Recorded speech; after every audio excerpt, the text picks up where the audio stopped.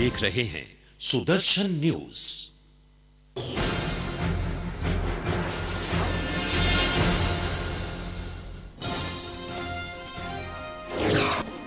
राम सिंह की मौत पर गृह मंत्री ने जेल प्रशासन की मानी चूक तो परिजनों ने जताई हत्या की आशंका। बीजेपी ने की सीबीआई जांच की मांग, आज एम्स में होगा पोस्टमार्टम।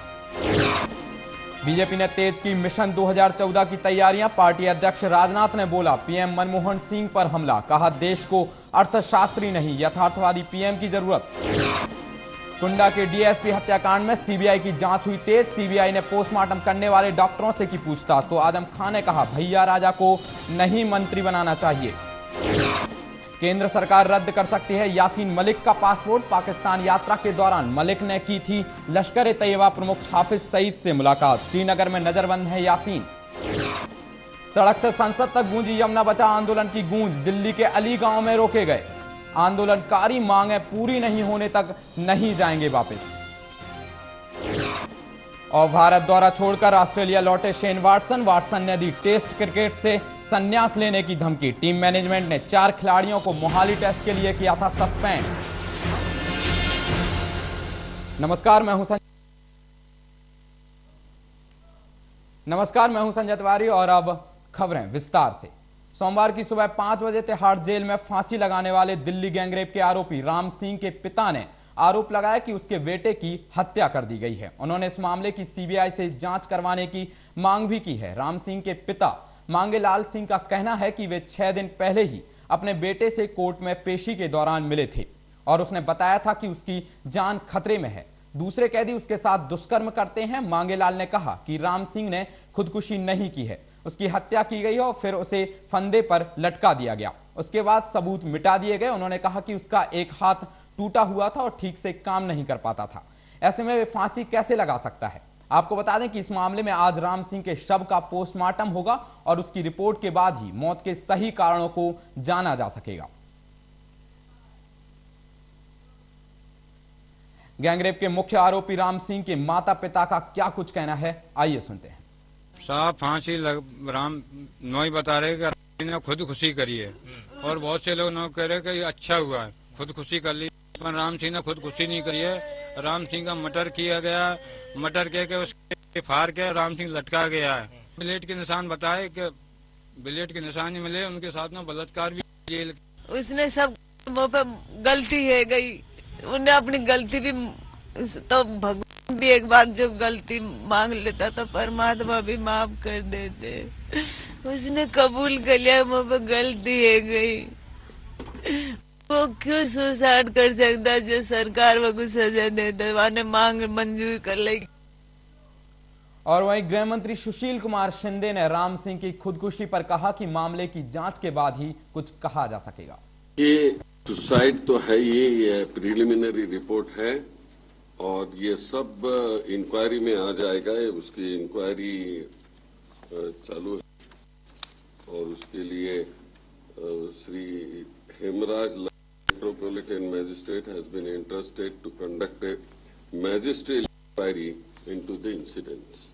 देखिए, केंद्र और राज्य के बार उन्होंने बोला है, दिल्ली के चीफ मिनिस्टर ने बोला है, दिल्ली के लॉ एंड ऑर्डर्स के बारे में बोला है। यदि आज इसके भी बारे में बोलते हैं तो हमारे लिखित ले ले, उनको जो चाहिए वो मैं कर सकता हूँ, उनको मैं ना नहीं करूंगा, जो चाहे वो करूंगा। वो सीनियर लीडर है, अच्छा सरकार चाहती है। उधर बीजेपी अध्यक्ष राजनाथ सिंह ने भी मांग की है कि इस मामले की सीबीआई जांच करे। नहीं, ये बहुत ही दुर्भाग्यपूर्ण है। वैसे दिल्ली बहुत ही खराब है। दिल्ली में कानून और व्यवस्था नाम की कोई चीज नहीं रही। माताओं बहनों की इज्जत और अदब भी सुरक्षित नहीं।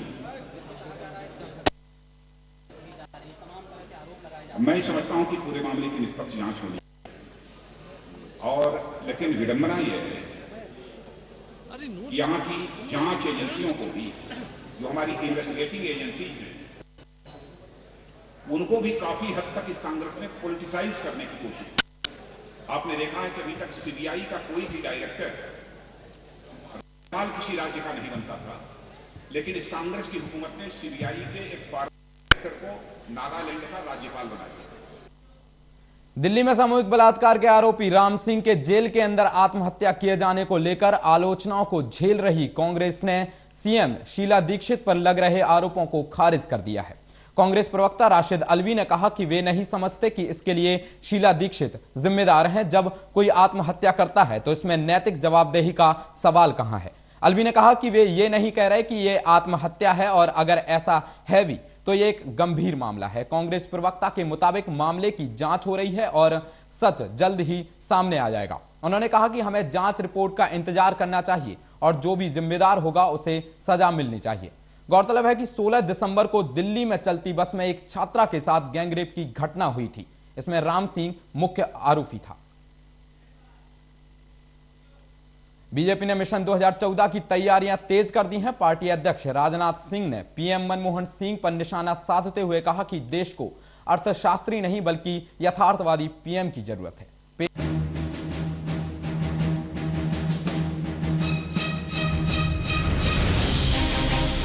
बीजेपी ने मिशन 2014 को फतेह करने की कोशिश तेज कर दी है। बीजेपी के राष्ट्रीय अध्यक्ष राजनाथ सिंह ने प्रधानमंत्री मनमोहन सिंह पर निशाना साधा है। राजनाथ सिंह ने कहा है कि देश को महंगाई से बेफिक्र अर्थशास्त्री पीएम की बजाय एक ऐसे यथार्थवादी पीएम की जरूरत है जो जनता की भावनाओं को समझ सके।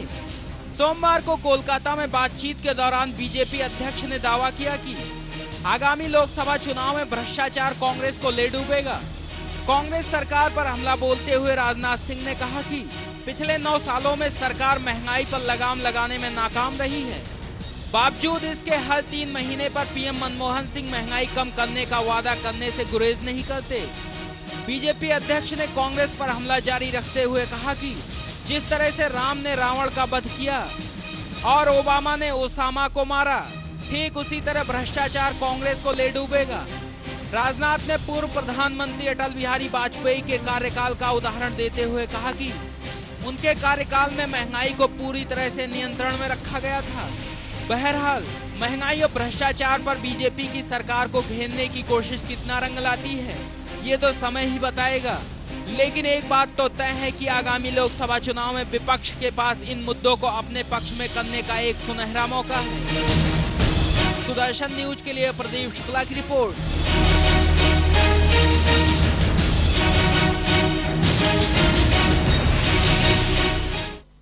खबरों में वक्त चला है एक छोटे से ब्रेक का। जल्द हाजिर होते हैं।